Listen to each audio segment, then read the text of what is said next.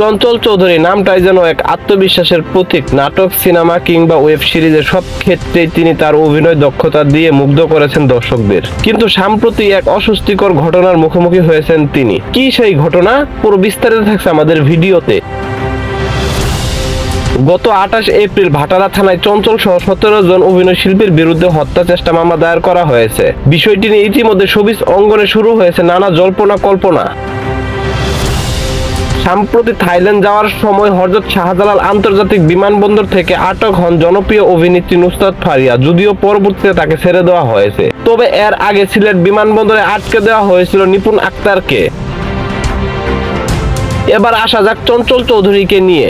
ভারতের একটি অ্যাওয়ার্ড অনুষ্ঠানে যোগ দেওয়ার কথা ছিল চঞ্চল চৌধুরীর, কিন্তু বিমানবন্দরে প্রশাসনের নজরদারির কারণে ভারত সফর বাতিল করেন চঞ্চল। তবে ধারণা করা হয় গ্রেফতার আতঙ্কে ভারত সফর বাতিল করেছেন তিনি। ভারতের সংবাদ মাধ্যম নিউজ 18 এর এক প্রতিবেদনে এমনটাই দাবি করা হয়েছে। তো ভিউয়ার্স, আপনার কি মনে হয়? আপনার মতামত জানিয়ে দিন কমেন্ট করে। আলোচনার কণ্ঠের সঙ্গেই থাকুন, ভালো থাকুন, ভালো রাখুন।